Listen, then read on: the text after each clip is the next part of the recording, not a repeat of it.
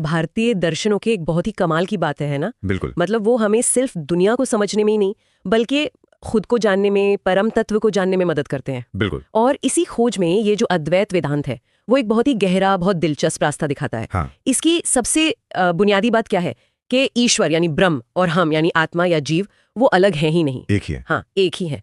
तो आज हम इसी अद्वैत वेदांत दर्शन की गहराइयों में उतर रहे हैं, थोड़ा समझने की कोशिश करेंगे जी। इसके लिए हमने इन्फिनिटी स्ट्रीट रहेगी कि भाई ये दर्शन है क्या, इसके जरूरी सिद्धांत क्या है, आदि शंकराचार्य कौन थे, और आज भी ये सब जानना क्यों जरूरी है। दर्शन की जो पूरी परंपरा है उसमें वेदांत कहाँ आता है? हाँ, सही कहा। 6 मुख्य दर्शन हैं। षट दर्शन जिन्हें कहते हैं, सांख्य, योग, न्याय, वैशेषिक, मीमांसा। अच्छा और छठा है वेदांत। अच्छा। और ये वेदांत जो है ये मुख्य रूप से वेदों के अंतिम भाग यानी उपनिषदों पर आधारित है। ज्ञान और आत्मचिंतन पर इसका जोर रहता है। अच्छा, तो वेदांत मतलब वेदों का अंत या सार। हाँ बिल्कुल। आपने उपनिषदों का जिक्र किया। हमारे 4 वेद हैं, ऋग्वेद, यजुर्वेद, सामवेद, अथर्ववेद। और इनके भी हिस्से होते हैं। जी हाँ, मोटे तौर पे हर वेद के 4 भाग माने जाते हैं।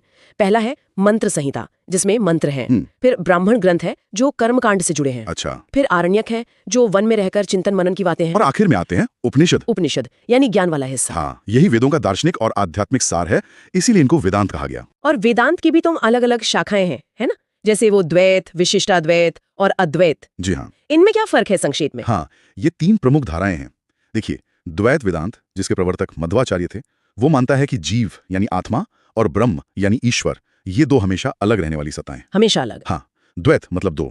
फिर आता है विशिष्टाद्वैत रामानुजाचार्य का। वो कहते हैं कि ब्रह्म तो एक ही है, लेकिन ये दुनिया और जीव उसी ब्रह्म के हिस्से हैं, पर उनकी अपनी एक विशिष्ट पहचान भी है। अच्छा। जैसे मान लीजिए एक पेड़ है, उसके पत्ते और फल पेड़ के ही अंग हैं, पर अलग दिखते भी हैं, उनकी अपनी विशेषता है। समझ गई। और फिर आता है अद्वैत वेदांत शंकराचार्य का। अद्वैत। हाँ, अद्वैत यानी 2 नहीं, सिर्फ एक ही परम सत्य है ब्रह्म, और जीव वो मूल रूप से वही ब्रह्म है, कोई भेद नहीं। अद्वैत 2 नहीं, ये सुनने में जितना आसान लगता है उतना ही क्रांतिकारी भी है। हाँ बिल्कुल। मतलब ये पूरा ब्रह्मांड, ये सब कुछ जो हम अनुभव करते हैं वो सब बस एक ही चीज है, कोई दूसरा है ही नहीं। यही इसका मूल सिद्धांत है। इस एक बहुत प्रसिद्ध सूत्र वाक्य में कहा गया है, ब्रह्म सत्यम जगन मिथ्या जीवो ब्रह्मेव नापरा। ब्रह्म सत्यम जगन मिथ्या जीवो ब्रह्मेव नापरा। हाँ, इसी को थोड़ा खोलते हैं क्योंकि यही अद्वैत का सार है। ठीक है। पहला हिस्सा है ब्रह्म सत्यम, मतलब एकमात्र परम सत्य, एकमात्र वास्तविक सत्ता ब्रह्म ही है। सिर्फ ब्रह्म? हाँ। और ये ब्रह्म कैसा है? अनादि, अनंत, निराकार, सर्वव्यापी। और इसका स्वभाव है सच्चित आनंद, मतलब एग्जिस्टेंस, कॉन्शियसनेस, ब्लिस। सच्चित आनंद। और सबसे अहम बात, ये स्वतंत्र है, किसी और चीज पर निर्भर नहीं है। तो अगर सिर्फ ब्रह्म ही सत्य है तो फिर ये दुनिया, ये जो हमें दिखती है, जिसे हम छूते हैं, महसूस करते हैं, इसका क्या? पहाड़, नदियां, लोग, हमारे अनुभव। यही आता है दूसरा हिस्सा, जगत मिथ्या। जगत मिथ्या। हाँ, यानी ये जगत, ये दुनिया जिसे हम अपनी इंद्रियों से अनुभव करते हैं, वो मिथ्या है। मिथ्या मतलब झूठ, है ही नहीं। नहीं, झूठ नहीं। मिथ्या का मतलब ये नहीं कि ये है ही नहीं, इसका मतलब है कि ये वैसा नहीं है जैसा दिखता है, ये परम सत्य नहीं है। अच्छा। ये माया या अविद्या मतलब अज्ञान के कारण ब्रह्म पर आरोपित एक भ्रम जैसा है। ये अस्थाई है, बदलने वाला है, क्षणभंगुर। अच्छा, मिथ्या मतलब भ्रम जैसा, पर भ्रम भी तो लगता तो असली है। हाँ बिल्कुल। जैसे वो उदाहरण देते ना, अंधेरे में रस्सी को सांप समझ लेना। हाँ। जब तक लाइट नहीं जलती वो सांप बिल्कुल असली लगता है, डर भी लगता है। सही। या फिर रेगिस्तान में वो मृग तृष्णा दिखती है। हाँ। दूर से पानी लगता है, पास जाओ तो रेत। हाँ। और सपने में तो सब कुछ कितना वास्तविक लगता है। बिल्कुल। पर जागने पर पता चलता है कि वो सच नहीं था। ठीक वैसे ही एक और उदाहरण है समुद्र और लहरों का। लहरें हमें समुद्र से अलग दिखती हैं, उनका अपना आकार होता है, उठती हैं, गिरती हैं। लेकिन क्या लहर का समुद्र से अलग कोई अस्तित्व है? नहीं, वो तो समुद्र का ही पानी है। बस वो समुद्र ही है जो लहर के रूप में दिख रहा है। इसी तरह ये जगत ब्रह्म से अलग नहीं है, बस हमें माया के कारण अलग प्रतीत होता है। लेकिन यहां एक सवाल उठता है, अगर ये जगत मिथ्या या भ्रम है तो फिर हमारे कर्म, हमारे अच्छे बुरे काम, हमारे रिश्ते, इनका क्या मतलब रह जाता है? क्या ये दर्शन हमें कहता है कि सब छोड़ छाड़ दो, कुछ मत करो? नहीं, ये बहुत जरूरी सवाल है। देखिए, मिथ्या का अर्थ यहाँ व्यवहारिक सत्ता को नकारना नहीं है। अच्छा। जब तक हम अज्ञान या अविद्या की स्थिति में हैं, तब तक ये जगत हमारे लिए व्यवहारिक रूप से सत्य है, बिल्कुल रियल है।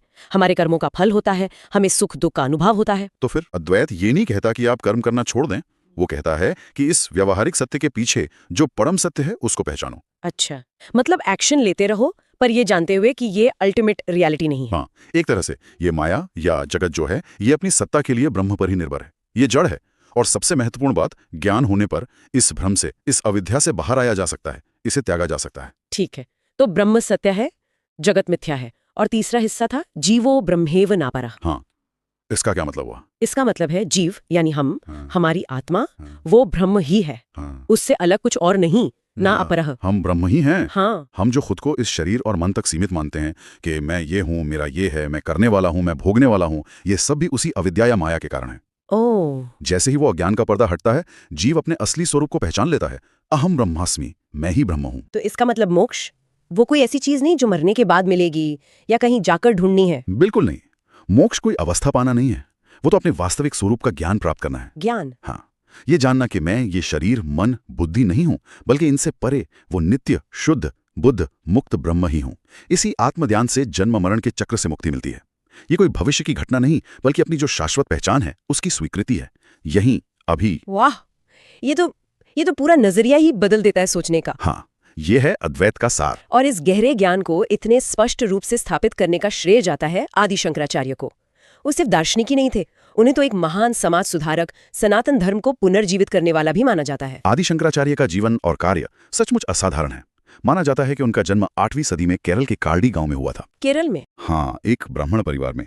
बचपन से ही मतलब अद्भुत प्रतिभा थी। कहते हैं 2 साल की उम्र में संस्कृत सीख ली, 4 साल में वेद याद कर लिए। 4 साल में वेद? हाँ, बहुत कम उम्र में पिता का देहांत हो गया और करीब 12 साल की उम्र में ही उन्होंने संन्यास लेने का निर्णय कर लिया। लेकिन सुना है उनकी माँ आसानी से राजी नहीं हुई थी। हाँ, बिल्कुल नहीं। इकलौता पुत्र था। एक कहानी भी है इसके पीछे। अच्छा। कहते हैं कि एक बार नदी में नहाते हुए एक मगरमच्छ ने बालक शंकर का पैर पकड़ लिया।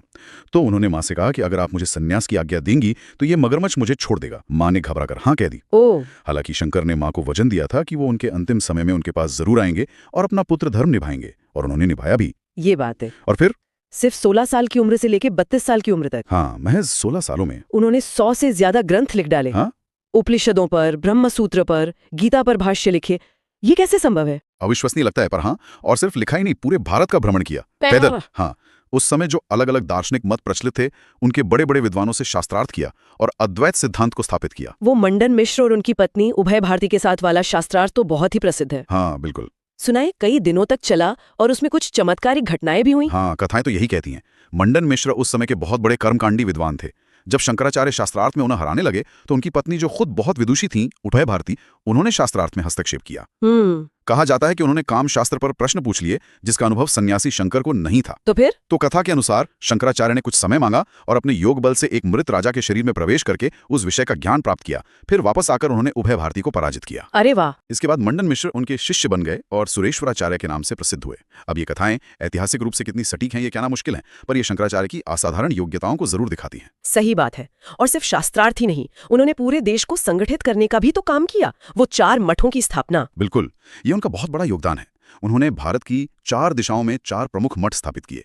उत्तर में बद्रीनाथ में ज्योतिर्मठ, हाँ। दक्षिण में श्रृंगेरी में शारदा पीठ, पूर्व में पुरी में गोवर्धन मठ और पश्चिम में द्वारका में शारदा मठ। और ये आज भी हैं? हाँ, ये आज भी अद्वैत वेदांत के प्रमुख केंद्र हैं और इन्होंने भारत की सांस्कृतिक एकता को बनाए रखने में बहुत बड़ी भूमिका निभाई है। कमाल है। और एक और बड़ी दूरदर्शी बात थी उनकी।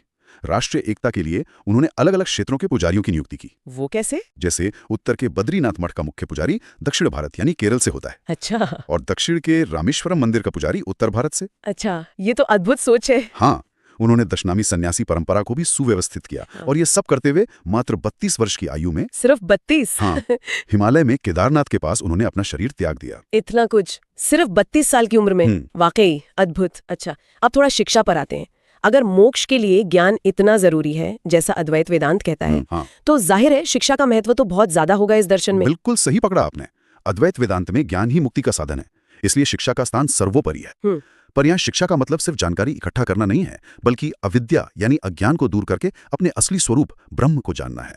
शंकराचार्य ने आध्यात्मिक शिक्षा पर सबसे ज्यादा जोर दिया। आध्यात्मिक शिक्षा मतलब सिर्फ शास्त्रों को पढ़ना या कुछ और? शास्त्रों का अध्ययन तो है ही, पर उससे भी ज्यादा जरूरी है आत्मनिरीक्षण, मतलब सेल्फ इंक्वायरी, ध्यान और सबसे जरूरी गुरु का मार्गदर्शन। गुरु का मार्गदर्शन? हाँ, ये शिक्षा व्यक्ति को ये समझने में मदद करती है कि वो सिर्फ ये शरीर या मन नहीं है, इनसे परे है। हाँ, जो संसारिक या व्यवहारिक ज्ञान है जिसे अपराविद्या कहा गया है। अपराविद्या? हाँ, जैसे विज्ञान, गणित, कला, इतिहास वगैरह, इनको नकारा नहीं गया। समाज और जीवन चलाने के लिए वो भी जरूरी है। हाँ। लेकिन परम लक्ष्य यानी मोक्ष के लिए आध्यात्मिक ज्ञान यानी पराविद्या को श्रेष्ठ माना गया। परा और अपराविद्या, ठीक है, तो ये ज्ञान दिया कैसे जाता था? मतलब टीचिंग मेथड्स क्या थे? आजकल की तरह तो नहीं होता होगा। नहीं, आजकल की तरह पावर पॉइंट तो नहीं थे, लेकिन तरीके बड़े प्रभावी थे। जैसे गुरु सीधे उपदेश देते थे, शिष्य ध्यान से श्रवण करते थे यानी सुनते थे, फिर उस सुनी हुई बात पर गहराई से मनन करते थे यानी चिंतन करते थे। सुनना फिर सोचना। हाँ, फिर स्वाध्याय मतलब खुद अध्ययन करना भी जरूरी था, और मुश्किल बातों को समझाने के लिए गुरु चित्रण विधि का इस्तेमाल करते थे। चित्रण विधि? हाँ, मतलब उदाहरणों और उपमाओं का सहारा लेना, जैसे हमने रस्सी सांप या लहर समुद्र की बात की। अच्छा, एनालॉजीज जिसे कहते हैं। बिल्कुल। कथा विधि भी थी, यानी कहानियों के जरिए गहरी बातें समझाना। और हाँ, तर्क और प्रश्नोत्तर का भी बहुत महत्व था। सवाल जवाब, बहस, इससे शंकाओं का समाधान होता था। एक बहुत ही जीवंत प्रक्रिया थी ये। हाँ, ये तो काफी इंटरैक्टिव लगता है। सिर्फ लेक्चर नहीं था। नहीं, बिल्कुल नहीं। और इस प्रक्रिया में शिक्षक और छात्र से क्या उम्मीदें रखी जाती थीं? कैसा माहौल होता होगा? गुरु से अपेक्षा थी कि उनका रवैया प्रेमपूर्ण हो, वो शिष्य की क्षमता को पहचाने, अपने विषय के ज्ञाता हों, और सबसे जरूरी धैर्य से शंकाओं का समाधान करें। वहीं शिष्य में ज्ञान पाने की तीव्र इच्छा मतलब जिज्ञासा होनी चाहिए। ब्रह्म को जानने में रुचि हो, वो एक्टिव हो, इंद्रियों पर संयम यानी ब्रह्मचर्य रखे, गुरु और शास्त्रों में विश्वास रखे, और उसमें धैर्य और समर्पण का भाव हो। धैर्य और समर्पण, ये तो आज भी जरूरी है। हमेशा जरूरी रहेंगे। ये गुण सीखने की प्रक्रिया को सफल बनाते थे। तो अगर हम इस पूरी बातचीत का सार निकालें तो ये अद्वैत वेदांत हमें क्या करने को कह रहा है या क्या दृष्टि दे रहा है? देखिए, ये हमें खुद को सिर्फ इस शरीर और मन के दायरे से आजाद देखने की दृष्टि देता है।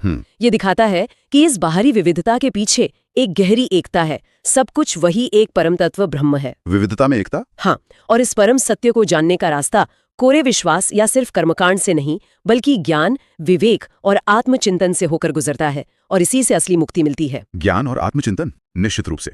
इस दर्शन ने भारतीय सोच, कला, संस्कृति, आध्यात्मिकता सब पर बहुत गहरी छाप छोड़ी है। ये हमें अलगाव की भावना से ऊपर उठकर एकता और जुड़ाव महसूस करने के लिए प्रेरित करता है, न सिर्फ इंसानों के बीच बल्कि पूरी सृष्टि के साथ। ये खुद के भीतर झांकने और आध्यात्मिक विकास का एक सशक्त मार्ग है। तो संक्षेप में आज हमने इस स्रोत के आधार पर समझा कि अद्वैत वेदांत कैसे ब्रह्म को ही एकमात्र परम सत्य मानता है, इस दुनिया को माया या एक व्यवहारिक सत्य पर परम नहीं, और हम सबको मतलब जीव को मूल रूप से ब्रह्म ही मानता है। बिल्कुल। हमने आदि शंकराचार्य के अद्भुत जीवन और उनके कार्यों को देखा, कैसे उन्होंने शास्त्रार्थों, ग्रंथों की रचना और मठों की स्थापना के जरिए इस दर्शन को पूरे भारत में फैलाया, और कैसे उन्होंने शिक्षा के माध्यम से आत्मज्ञान पर जोर दिया। हाँ, और जाते जाते ये पूरी चर्चा एक विचार छोड़ जाती है जिस पर शायद हम सब सोच सकते हैं। जरूर। अगर ये दुनिया, हमारे अनुभव, हमारी ये पहचान, जैसा कि अद्वैत वेदांत कहता है, वास्तव में परम सत्य नहीं है बल्कि माया या अविद्या के कारण एक तरह का भ्रम है, तो इस समझ का या इस संभावना का भी हमारे रोजमर्रा के जीवन जीने के तरीके पर, हमारे रिश्तों पर, हमारी महत्वाकांक्षाओं पर क्या असर पड़ सकता है? सोचने वाली बात है। वास्तविकता को इस अलग नजरिए से देखने की ये संभावना हमें क्या सोचने पर मजबूर करती है? बहुत गहरा सवाल है। अद्वैत वेदांत वाकई एक अथाह सागर है। उम्मीद है कि इस स्रोत पर आधारित हमारी इस पड़ताल ने, इस चर्चा ने आपको इसकी मुख्य धाराओं और गहराइयों की एक स्पष्ट झलक जरूर दी होगी।